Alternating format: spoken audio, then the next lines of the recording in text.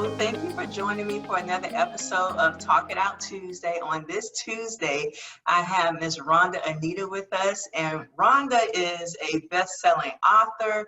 She's a life coach. She's a minister. She's a two-time best-selling author. Let's get that straight as well. She's a recipient of the John Lewis Ambassador Award in 2019. She's also a mother. She's a CEO. She's a founder. So she is a Renaissance woman. So I know I can't give it all to you in one breath. So we're definitely going to get to Rhonda, and she's going to tell you all about everything she's doing. Her awesome book, The Rebirth, which I encourage you, please read. I am in the midst of reading it right now. I'm in day 5. It's a 28-day journey. And please don't be mistaken that day 1, you are going to be like, oh my God. So definitely check out her book. We'll talk about that a little later in the broadcast as well. If you joined me on last Tuesday, we had Miss Janelle Watkins with us with Women Authentic.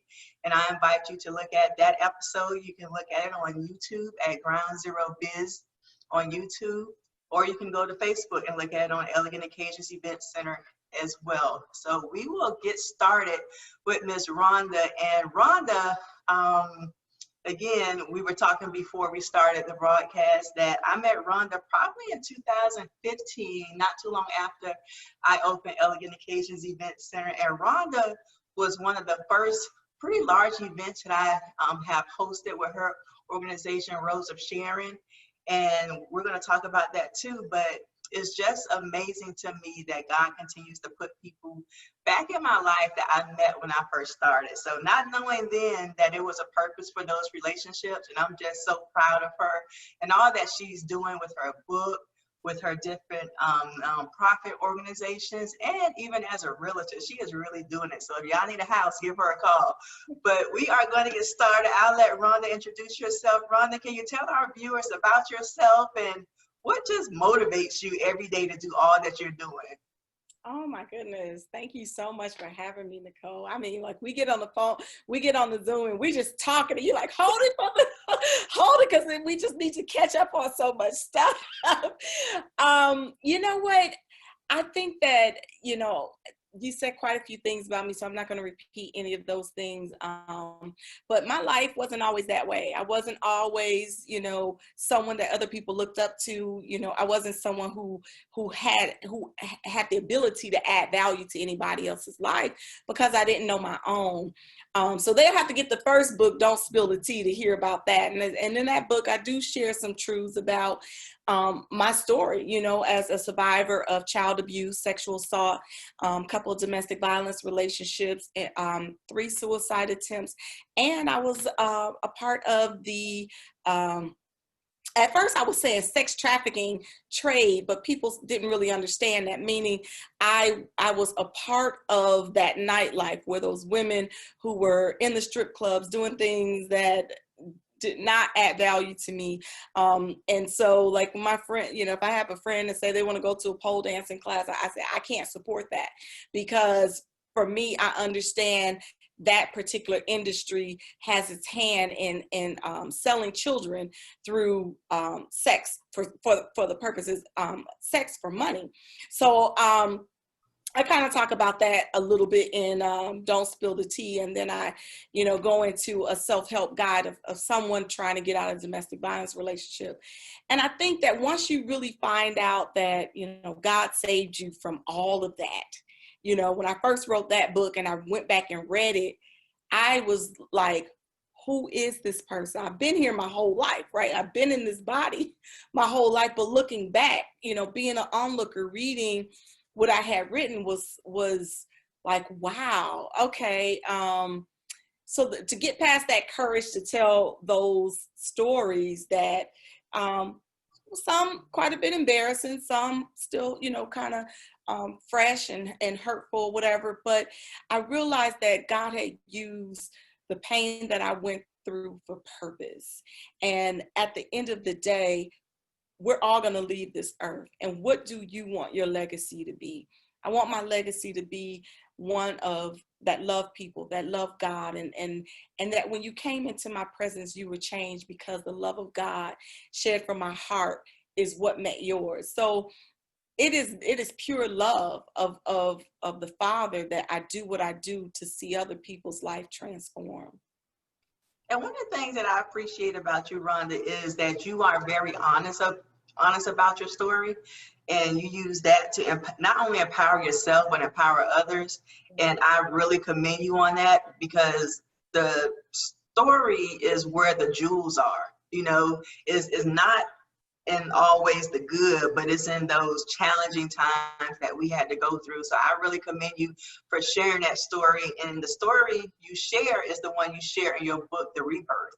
You know, in a lot of your interviews I've watched on the internet and on YouTube, you really share that story with everything that's in you. And I think that's what really connects with people. That's what connects with me. And that's what really helps people along their journey. And in those videos I've watched of you doing different interviews, you mentioned that you were an overcomer. And what is the difference between, say, a survivor of, say, sexual abuse or domestic violence versus an overcomer? So that's a very good question. I remember when I first got started, back when I did my event with you at your venue, I wasn't telling my story then. I was, you know, I remember I had this big, beautiful tutu on, and everybody just thought I was a cute little cake topping and that I had been through nothing. And one thing that I found out was that transparency is the conduit to connection. It is how you connect with people, by being willing to be open and exposed and sharing what God did for you. The Bible says that we are overcome by the blood of the Lamb and by the words of our testimony. So that scripture right there helps me to find out, okay, what's an overcomer?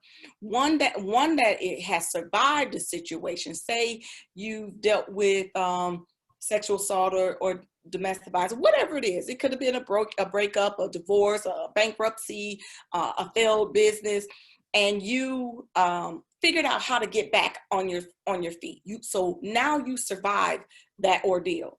But an overcomer is one that said, you know what? I survived that ordeal. And I just don't want someone else to make these same mistakes. What can I do to go help somebody else?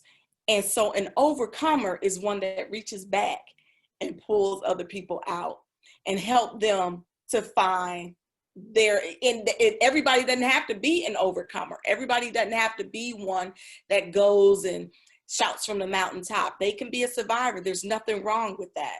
An overcomer is just a step above survival. It has become a purpose now that I could not have dealt with that experience and not share it with somebody so that they can find freedom or safety or rebuilding their business or learning how to deal with grief or whatever it is that you have overcome. And it's funny you say that, because I was reading my Bible the other day, and it said that the greatest among us is those that serve. You know, so whatever that service is, like you said, reaching back and helping someone else, that's a form of service. You know, you're not doing it with any ulterior motive. You're doing it out of pure purpose and just wanting to be able to help someone else. So that's exactly what that is. So in my book, that makes you great for definitely reaching back and helping someone else. And thank you for just explaining to the viewers what an overcomer versus a survivor is, because we always hear a survivor of domestic violence, but there's another level to that a lot of people don't really talk about, because maybe a lot of people don't really reach for. You know, they kind of stay contained within their story and not really using that story to help other people. So yes, thank you for that. And you know what, one of and because people are not always highlighted for being that overcomer, that's one thing that my organization does, Rose of Sharon. We do have an annual gala called Living Behind the Mask, where we honor overcomers of domestic violence. Those that have overcome, they have their own organization, their own voice, their own platform that is empowering, educating, and pulling people out. We want to acknowledge those people for having the courage to use their story to go and help somebody else. So that is something that, you know, I've tried to help. There's a couple of other organizations that do the same thing, but that was something that we wanted to do was make sure that those that are doing the work, the grassroots organizations, the boots on the ground, that they're acknowledged for the work that they do. Awesome. And how have you managed to just find your strength and to renew and rejuvenate yourself in the midst of a pandemic, in the midst of launching and writing your best-selling book, The Rebirth, and also recently the passing of your mom? Ooh, child. That was a mouthful. And that was a lot in this season. Everything happened so quickly. I believe it's in Amos 9. It says that you're going to reap so fast that your head will swim. It's going to happen so quickly. So, sometimes before a storm, before a blessing, there is a storm. And, interesting enough, so the pandemic happened. And I've been, in addition to everything else I do, I am a project manager for telecom. I did very well. And my contract ended in June. It actually ended a week before losing my mom. So dealing with this pandemic, the death of my mom, and losing a job, transitioning into full-time entrepreneurship, which I've done before. So it was kind of an easy transition. It happened so fast. The same week I lost my mom, I became an international bestseller twice. One for the Rebook and one for an anthology that I wrote with some amazing women called Women Win Against All Odds. And I don't know that I've had if I got into the place of being like, wow. I still at this moment, because I've done other interviews since then, I haven't gotten to that moment where I'm just like, wow, really, that, international bestseller. I haven't even gone back and changed the cover of the book to put the seal on it yet. And then my mom, it was a lot. I promise you, it is the strength of God. It is the strength of God, and it is having a support system. You don't need a whole lot of people around you, but some strong women that can hold you up, that can help gird your loins up as you journey through is what I've really found in this season. And to be honest, the Rebirth was written in 2018. I finished it in 2019. I almost launched it July 2019, but in my spirit, it was like, not yet. I'm like, what? I just had this banner done. The cover's finished. I just finished this photo shoot. It's done. It's edited. Everything was done. Matter of fact, inside the book, it says copyright 2019, only because that's when it was finished. God said, not yet. And when the pandemic hit, I still thought, okay, is it time now? Are people reading now? And what I found out in this pandemic, COVID came to, yeah, we lost some lives. We lost a lot of lives. We lost jobs. We've lost, friends. We've lost a lot of things. But I believe God used the foolish things of the world. He used the wicked to confound the wise. He has a way of taking what was meant for evil to use for our good. COVID came to cleanse the earth, to create a reset. I got chills all over me right now. To create a reset. People are resetting their finances. People are resetting their spiritual walk with God. People are taking time with their families like they never have before. People are reevaluating their jobs and their businesses and restructuring their lives. COVID had, just like in the time of Noah, when Noah was gone for 40 days and 40 nights, did you not know a whole lot of people died during that? But it came to wash away and start a new world. And COVID has caused us to pivot right now, but it caused a reset, a restart. The rebirth was necessary during this time. And when I launched it, I knew without a shadow of a doubt. I did an interview the day that it went live, the paperback went live. And I did an interview with my friend Leanne, and the loving Leanne, and she said, well, how did you know? What was it that let you know now was the time? And I said, I can't really explain it, but if you're praying and if you're watching what's happening. And one time I did something on social media. God told me to do this, and I've only did it one time. It was called Midnight Worship. at midnight, I had a list of songs that I played live. I was only going to do it for 30 minutes. And I just worshiped God. That's all I did. I worshiped him in my authentic self. And I offered prayer to people that came on the line. So I prayed with people. And then I said, okay, guys, I'm done. You know, if you want to stay, we'll stay. People stayed. This was the first time that I had over 60 something people viewing me live on Facebook at one time. Now, people have gone back and watched my videos. Since then, that video, I think it's probably had about 1,500 views or 1,000, something like that.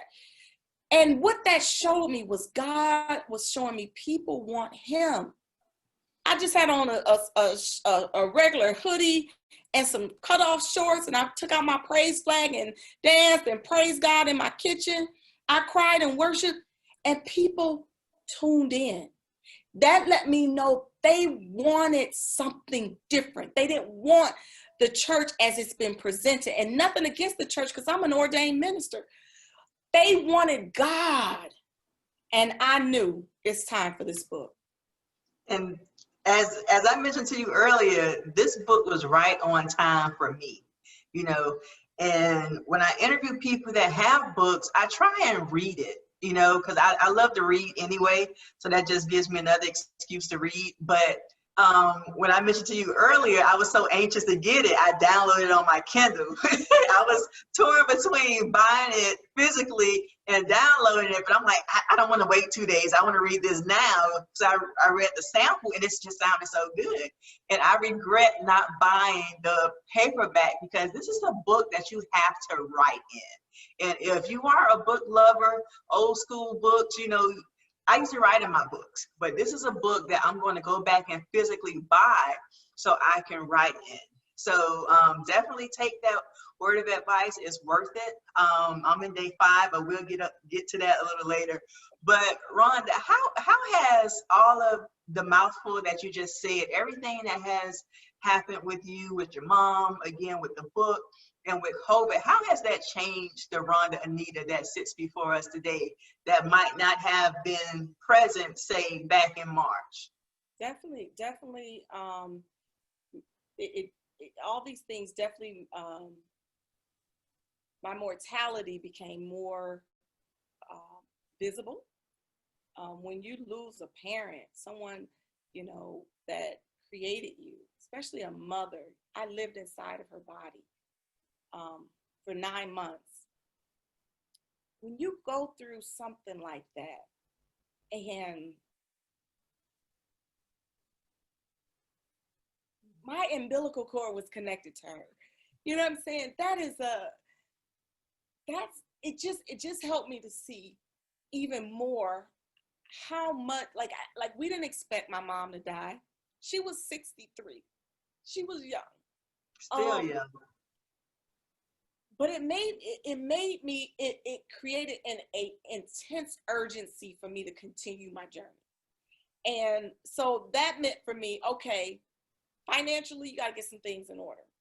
So I hired a retirement person, got some things set up, restructured some financial things and working out wheels and things like that to make sure that my kids are in a better place if anything was to ever happen to me. I ain't going nowhere no time soon, but it made me realize that, okay, I got to get this infrastructure of my life together where they're good. It also made me realize that I had took a break. I had, a month after we're still in August, so it's only been a month. It was last month. This month makes one full month. Make 2 full months next week for September. And so I had got to a place where it was just so much going on. And I said, one day, I think day 13 in the book says, find your happy again.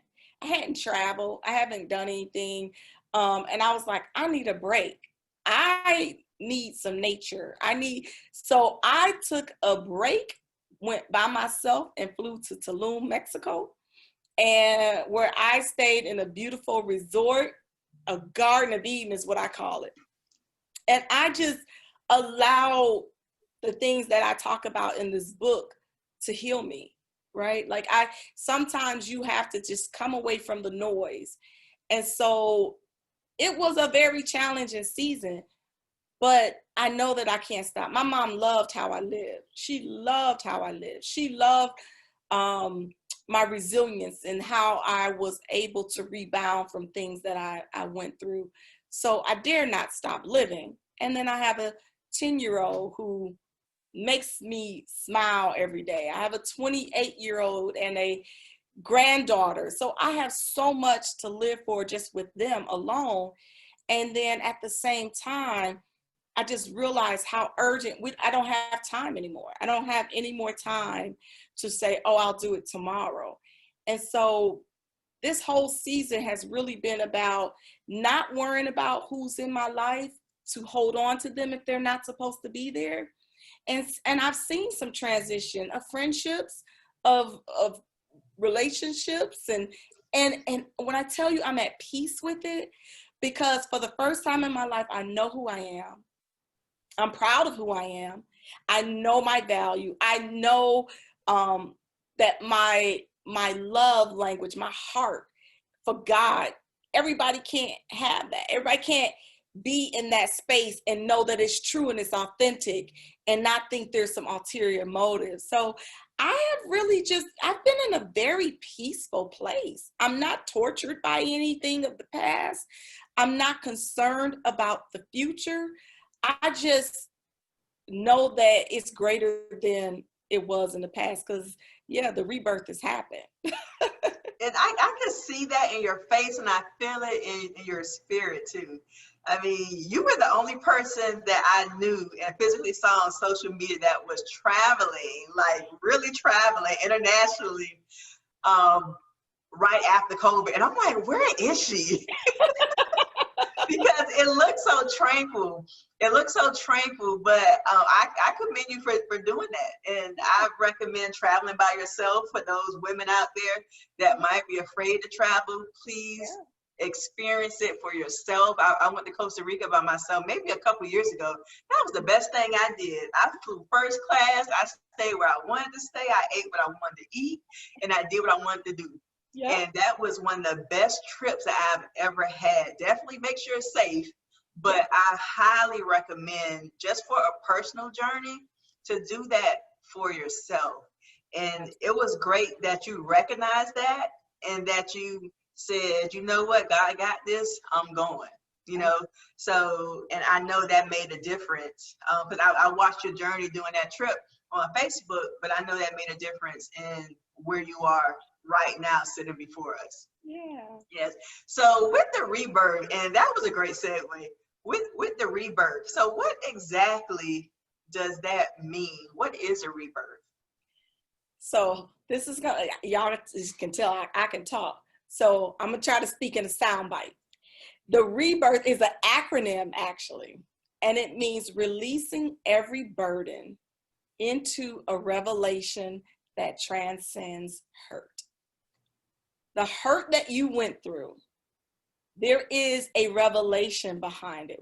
Everybody's revelation is going to be something different. And so through these 28 days, my hope is that the readers will find the revelation in whatever it was, grieving a loss, dealing with divorce, a breakup, I found that what started this book was I went through my second divorce in 2017. And after that, I got in a relationship. And when that relationship ended, it was a beautiful relationship, but it was just not seasoned. It was out of its season. And so when I went through that relationship, I literally stopped, okay, this is why I said, this helped me to understand my audience. It's those women that are stuck. I felt myself stuck. I felt myself, even though it wasn't the divorce, even though it wasn't an abusive relationship, it was like, how do I find myself here yet again? How did and I had to dig deep. I had to go into pulling some layers out. A lot of times we'll get in another relationship, or we'll go hang out with our friends a whole lot so we can mask the pain. And in that season, I said, no, I'm not going to do either of the two. There were a couple of times that I might have did something with friends just for a few minutes, maybe go to dinner here and there. Not a lot, but I really took that time to work on myself. So when I wrote The Rebirth, I was walking through my own healing. The rebirth in that season for me resurrected, because I realized I have to go deep. This is not just about a relationship. This is not about my heart being broken. This is about Rhonda. There are some things, and this is what y'all, I am saved. So what I'm about to say is going to challenge the Christian heart, but I don't, you take that up with the Father, because it's the truth. I felt like when I got saved, I accepted Jesus into my heart. I lived for him. And then I put on a mask. My mask was to look pretty and squeaky clean like everybody else. Nobody would know what I went through. Nobody would know what I dealt with. And they will accept me, and I will blend in and look like everybody else. But what happened was I didn't deal with the matters of my heart. I didn't deal with those broken things that kept me getting in abusive relationships and kept me having 2 divorces by the age of 43. I had not dealt with those things. So that last relationship, I often say it was the last time, because that time is when I said, no, something's off with me. Something is off. I have to dig deep and face those things. And when I got saved, I'm not saying I was faking, that I was faking my Christianity. I just didn't want anybody to know what I went through. And I didn't want to know what I went through either, because I couldn't stand to look at the story that was on the inside. So that's where living behind the mask came from. It was, I created all these masks to protect myself from being judged. And so the rebirth really made me look deep into why I kept finding myself heartbroken or feeling lonely. So really getting to the core of loving yourself. Like, we're not taught how to love ourselves. And then we hear a lot about self-care, and that's in the book too. But loving yourself, what does that mean? Loving yourself means setting boundaries that even you can't overstep. What does those boundaries look like for you? And so I had to define all of that for myself, not just in relationship, in business too. I have an opportunity to hire somebody to help me with some marketing. And he's a good friend of mine, and he does a good job with what he does. But I had to realize, I called him and he said, okay, this is the budget, da, da, da. And I was like, okay, good. And he's like, okay, send me this, and we're going to get ready to go. And I said, what am I getting? Well, you're getting this. And I said, okay, can you send that to me in writing? And he was like, Rhonda, I really don't do that. I'll do it on Monday, but can you send me the stuff now? And I paused. And I said, how am I going to feel through this business relationship? So, with one side of this, we're talking about personal, but business-wise, this is someone I'm about to hire. I'm the client. He's the vendor. And I interpret information a certain type of way. And I have a little type A personality with that. I need an outline of what you're doing. And you couldn't type that up for me? Yeah. He didn't get the job.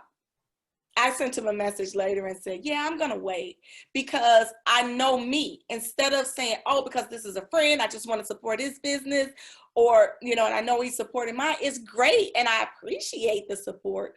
But every opportunity is not a God opportunity. Everything that comes is not for you. If it's going to make you upset on the inside, you have to, but it takes time to get to learn yourself, right? To learn when your energy is like, stop. And business and personal too. So the fact that you mentioned that, and what people need to understand about the rebirth is not just, individually, but it also ties into other things, how you are as a wife, how you are as a business owner, how you are, as an employee. All of that ties in together. So don't just think of this as, oh, this is Mina doing a rebirth. No, this is also your business, whatever business that might be, because right now with COVID, everybody's really trying to renew and revive how they're going about doing their business, you know. And I know in a real estate business, you probably had to do the same thing as well. We've had to kind of get out of our comfort zone and just kind of take a step back and figure out, okay, what worked and what didn't work and why didn't it work, you know? So I think that is very important as well. But in line with what you said, Rhonda, just having personal boundaries, I think, and that was important because you said those personal boundaries tied into your business relationships as well. And sometimes we don't think about business boundaries, I guess. And that was a great example of one. And even though that was your friend, you had to make a decision, hey, this is not going to work for this season, but thank you. Yes. Thanks, but no thanks. Deuces. And in the midst of renewing yourself, why is it important to, I guess, continuously do this? This isn't something that you should do only once, correct? Yeah, I think that we're in evolution.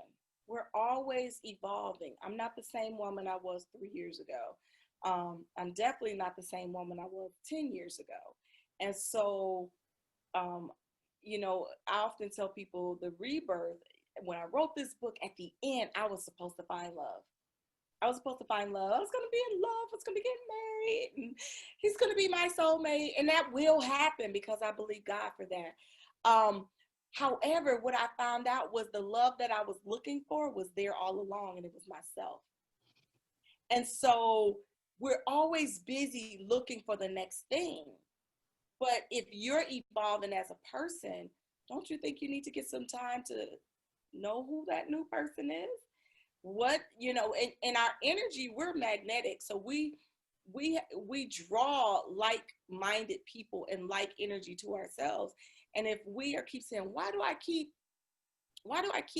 meeting the same kind of friends? Why do I keep meeting the same? Why am I constantly hitting this glass ceiling? Then you have to look deep because you're drawing it. Your energy is drawing the very thing that you don't want. You're drawing to it. You're using your mouth to frame your worlds. You're saying, I don't want X, Y, Z. But when you say, I don't want it, you draw more of it to you because now you applied energy to what you don't want. So instead, apply energy to what you do want and say, I want X, Y, Z. I want, you know, a bank account that looks like this. So, you know, we do our vision boards and things like that. So I think that, you know, taking some time to retune how you navigate this world is important because you're going to be different, and what worked for you today may not work for you next year. You know, my uncle's wife, and she's in her 70s. She said, I'll never forget, she said something like, by the time she got to this age, she really don't care what people have to say anymore. That's her. She's basically saying, listen, I've done everything that I want to do. I've tried to please people. I tried to do all that. I'm good with who I am right now. And if you don't like me, you don't like me. And so I was like, yeah, you know, that's kind of where things are. We got to get to a place in life where I'm different from when I was then. But now, how do you make sure that you're not so different that you offend those in your circle, and that you know when you know, realize you have people in your life for a season, a reason, or a lifetime, and being clearly able to identify those people. I think you can't do that until you truly know yourself. You gotta know yourself. And I think when we get busy, the word busy, B-U-S-Y, busy, being under Satan's yoke, we get so busy that we don't take time to get to know us. We really don't. One of the things you mentioned prior to us coming on was that the reason that you put the action plan in your book to actually be able to write down exactly what it is you're experiencing that day, so you can go back and read to see how you started in day one versus how you are in day 25.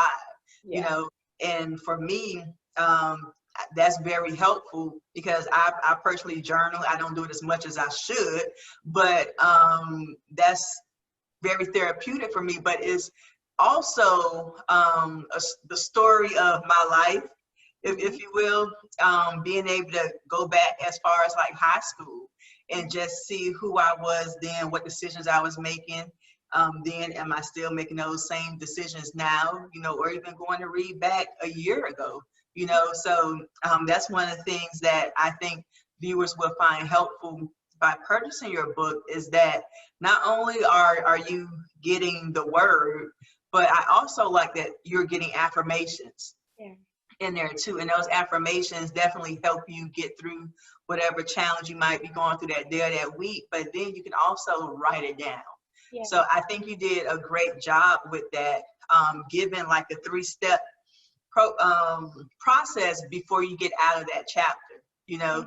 And I think that going forward, you know, for women that might decide to get the book, that's definitely going to be helpful. Oh, and one thing I want to mention before we move on is that with Rhonda's book, if you get the ebook, ebooks typically start at the first chapter, but something said go back and read the introduction. Normally I don't do that, but something said go back and read the introduction. So I read the introduction, and the introduction in my journey really lets you know where that book came from, you know, and that lets you know who Rhonda Anita is and why she is gifting us with this book. So I encourage you, if you get the ebook, go back and read the beginning. And Rhonda's voice in this book, I was raving about this book before we started, but it's as if she's talking to you, you know. And if you are an avid reader, I personally don't like authors that kind of talk at you, but this is like your friend just having a conversation. And I love that about your book. It's not a hard read. I don't have to go back and read stuff 2-3 times just to understand it, which I have done with other spiritual leaders books before. But with your book, it's just like you sitting there talking to a friend. So kudos to you, Rhonda, for being able to do that and to communicate your story in a way whereas that you can relate to it, even if you didn't go through the things that you went through. You know, I can still relate to just your story, period. So I know that would be helpful to a lot of women that will decide to get your book. And as far as your purpose and your passion, how did you know that basically helping women through what they're going through was a part of your purpose, and also helping women to just live their best life, a life that's purposeful, and a life that basically that they personally can be proud of? Why is that specific group a part of your passion and your calling? You know, I think back because when I was a little girl growing up, I didn't have those examples. And then when I became a woman and I gave my life to Christ, I had a lot of examples. And I looked up to them, and I wanted to be like them. I wanted to be able to be someone that can be a source of life for someone in a dead situation. But what that caused for me was it caused the courage for me to be transparent. And I remember it was like, okay, this is what you want, because you understand that these women have done that for you to pay it forward. That means you're going to have to, because I tried it. I know I had to be transparent, because when I first started, I wasn't connecting with people. And it was because I didn't look like they didn't understand me. And so someone had said something to me. It was an interview I had, and they asked me questions about myself. And I was like, oh my gosh. In that moment, I realized I've just been working. I've been a busy bee in the vineyard and not being able to connect. And that's so important to me, connection. And so I really thank the women that have helped me along the way when I was coming up, some of them knew bits and pieces of my story, but they didn't know it all because I was just too embarrassed to share. But because of their light, it lit my light, and it made me want to be known, not as a woman of disgrace, but a woman of grace, as a woman of virtue and worth and value and information and resources. And so once you start, it's like an onion just peeling back. Becoming a life coach was not part of the journey, so I thought. But I remember too, when this is really, really crazy. I was a little girl, and there was two things I said I wanted to do. I said I wanted to be a model, but I'm only 5 feet tall.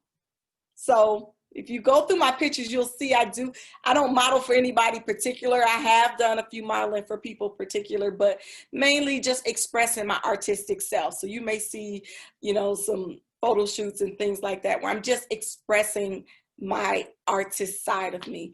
But I also said I wanted to be a counselor.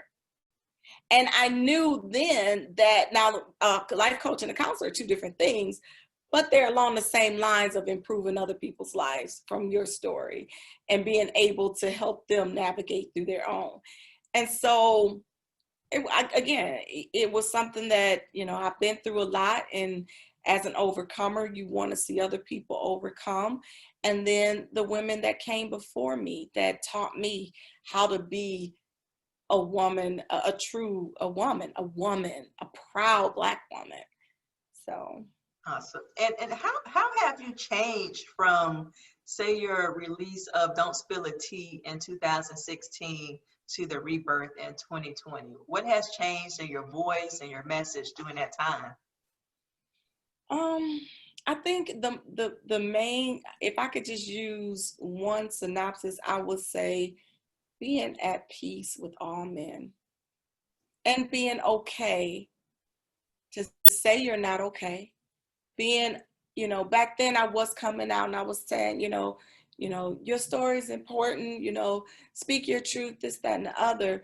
But there still was a vigor behind that voice that was still learning who I was.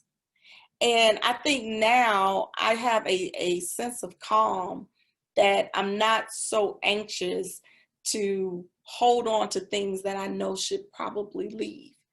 And there's other, like even with my mom, it's still, I'm still in the grieving stage, but I'm learning, I had a conversation with her a couple of days before she passed. And the calm that I have now helps me to see that I'm learning to let things go. Not let her go, but letting that part of her life go, the physical body. And that's kind of with everything. I don't want to hold on to anything that weighs me down. And so there's a process to healing. I will say that in this process that I'm in now, I am able to identify that grieving and healing is two different things. And if you're still grieving, you want to get through the grieving process before the healing can truly start. Because one of the stages of grief is acceptance. When you get to the place of accepting what happened, you're no longer trying to figure out what could I have done to stop it. You are able to then start saying, okay, now how do I put this neosporin on this scar so it can mend properly? And what's one thing that you would like viewers to know about your message with Rebirth? If you could give them one nugget, what would that be? Eat the whole scroll. Eat the whole scroll. Do not skip a day. Do not go take $200 to go past go. Read it one day at a time. And really just, the anointing on this book. Yeah, y'all see that?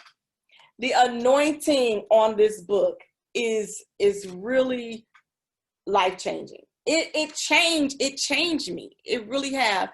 So there's 4 components to this book. There, I'm just talking to you, like Nicole said, I'm talking to you. You have an affirmation for the day, which I call frame your world with your words. In Genesis, God said, let there be light. And he continued to create the world by saying, and he said, let us make man in our image and likeness. So if we're made in the image and likeness of God, then we can use our word to declare a thing and it'll be so. So frame your world, create your world by using your words. So you get an affirmation every day. Then you get an assignment. Whatever it is the assignment tells you to do, just do it. And then it's evening reflections. You get 2 scriptures a day. And in the evening reflection, it's just asking you to tell yourself about your day in that particular topic.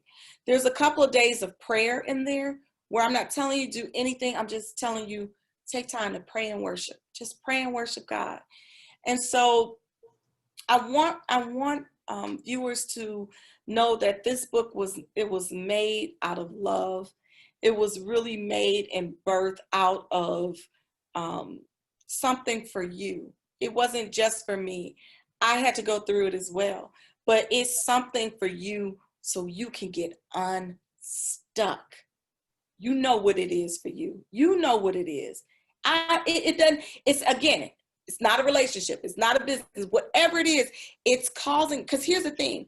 You can't have new wine and old wineskin. So the whole structure of everything has to look different. My haircut came from the Rebirth. This was part of, I've always had long hair down here. My hair's cut off all in a circle. I cut it all off, all except for the top. Because you know what I wanted? I wanted something physical to look at every day that showed me that I was a new creature. Something happened to me that I became new. And I'm not telling people to go cut the hair off, but that's what I did. I don't know. I love it because you wear it well. I love it and it fits you. But now I know why. So now I understand. Yes. That is why. I didn't go get a tattoo. I wanted to see something that reminded me. And when I was getting my hair cut, it felt like someone was rubbing my head. It was the clippers, but I felt this negative energy leaving. And she was like, when she cut because it was long, she cut it, she was like, shorter. I said, go shorter.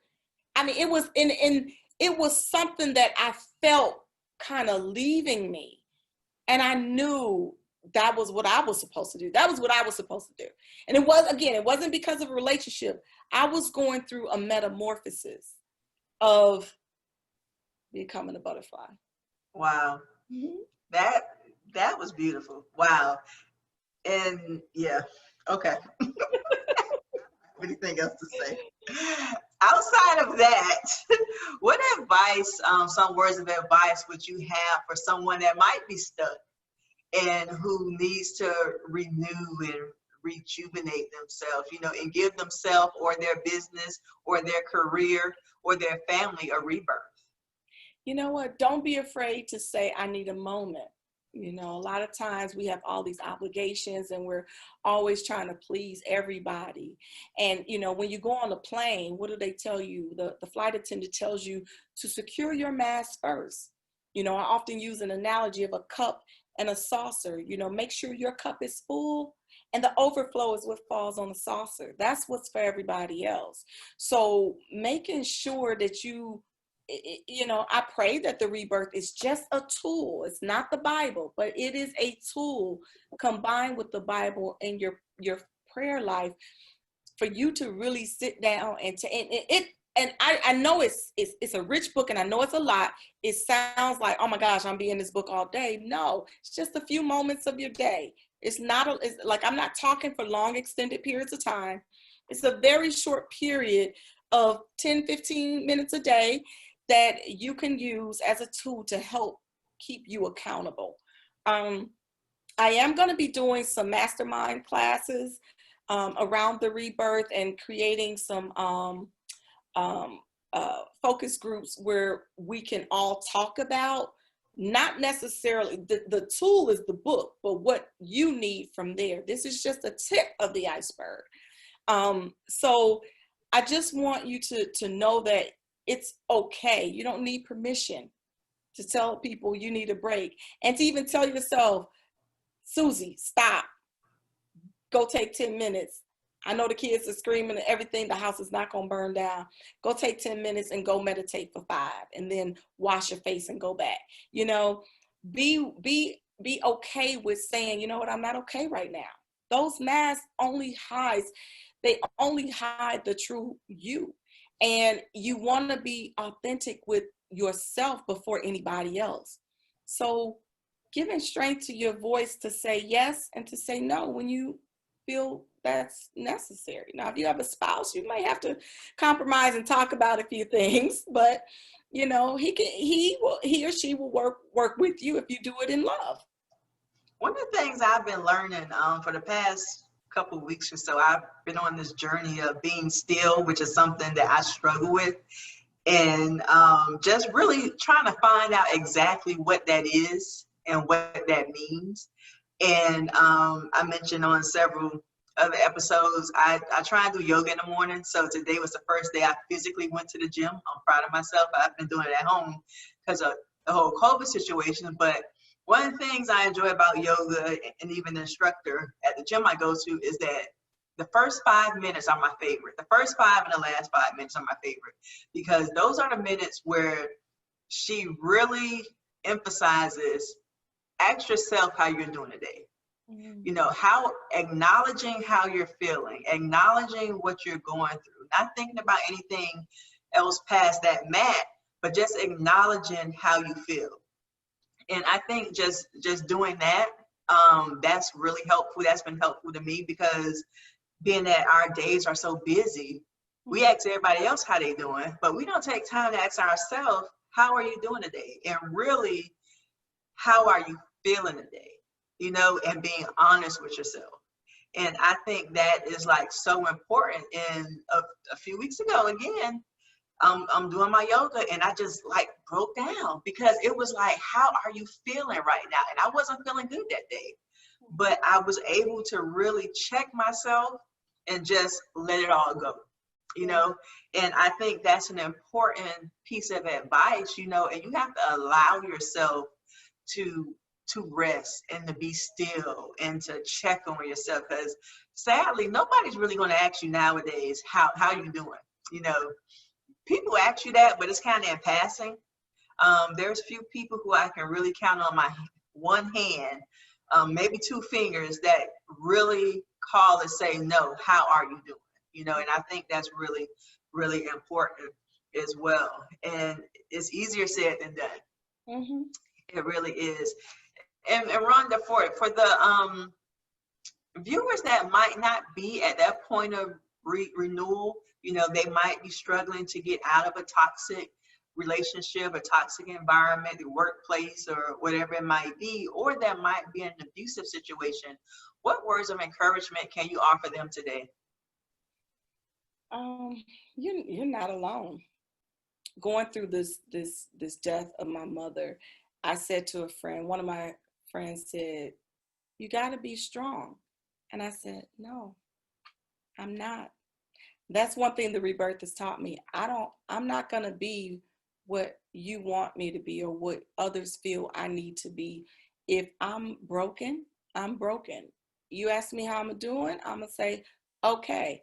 And one of my friends said to me yesterday, just okay. I said, I'm no longer saying I'm good just to make other people feel comfortable. You ask, I'm telling. So I would just say, know that, you know, it's okay to not be okay. And it's okay, as Nicole was saying, you know, when she asked herself, how are you doing today? Being okay with the true answer. I'm not doing good. I don't know how to change this situation. I'm in an abusive relationship, or I just lost my job and I really don't know how to fix it.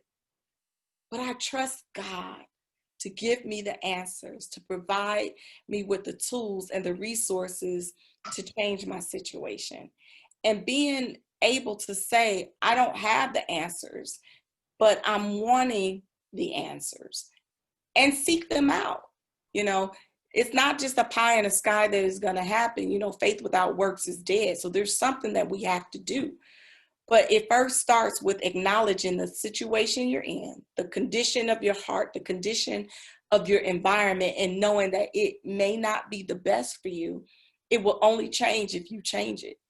And I'm very careful with telling women to just run and get out of an abusive relationship, because statistics have shown that women that leave an abusive relationship are more in a dangerous situation than before the abuse, because they are easier to lose their life during that time. When you leave an abuser, it is as if you're saying, I take the power back, I take back the control, and it causes additional anger. So you have to have a calculated escape plan to leave an abusive relationship. So how do you do that? Rose of Sharon, rosatl.org is our website. There is the National Domestic Violence Hotline. You can Google that number. I don't know it by heart. It's on my website. There's other organizations within the Metro Atlanta area and other states for people, but the National Domestic Violence Hotline will also help you to find areas or agencies in your area. But you have to have a calculated plan to get out. If you're dealing with, the grief of a loved one or a job, or just know it won't always be like that. Tomorrow will come. Joy comes in the morning, and it's okay right now to not be okay. It's okay to not be okay. Yes, ma'am. And how can viewers get in contact with you to see what you're doing with your book, to follow you on social media, or even to visit your websites? Yeah. You can go to RhondaAnita.com for all books that I have there. You can book an appointment with me on there as well. You can go to Rhonda Anita on Facebook, Rhonda Anita _ on Instagram, and Rose of Sharon ATL is also on all social media platforms as well, including Twitter, which we don't use very much. I encourage Facebook or Instagram. And how can viewers purchase a copy of your book, as well as your first book, Don't Spill the Tea? Yeah, you can go to RhondaAnita.com. You can go to Amazon. You can go to Barnes and Noble, Google Play, and Don't Spill the Tea is on Books A Million as well. But yeah. Okay. Rhonda, I just want to say thank you so much for just this conversation, and just for being a blessing to me and the viewers on today. And thank you for sharing your story. And I'm so proud of all that you have accomplished, all that you are doing. And please buy this book. I'm not just saying that because she's on here. I'm saying that because I have read the book, and she's showing us a copy of the book right now. But the Rebirth is something that you need to have in your collection for all my book readers out there, for the women, the business owners, the moms, the dads, whoever that might be stuck. I invite you to read this book. And I'll have the information for Rhonda's book at the end of this broadcast as well. On next Tuesday, we will be talking about health and fitness. And this is kind of like a mind, body, and soul journey. Too often as African Americans, or as busy people, we don't take care of our physical man a lot. And I have a great chef. She's going to be on here talking to us about just some different options. Physical options, nutritional options, food I like to eat. Sometimes I don't eat the right things, but that's neither here and there. I'm on my juicing and smoothie kick right now, so we'll see how that works out. But I invite you to tune in next Tuesday as well. So thank you all, as always, for watching. Thank you again to Rhonda for joining us today. And we will see you on next Tuesday. And thank you for joining for another episode of Talk It Out Tuesday. I am Mina Nicole, and we'll see you next Tuesday.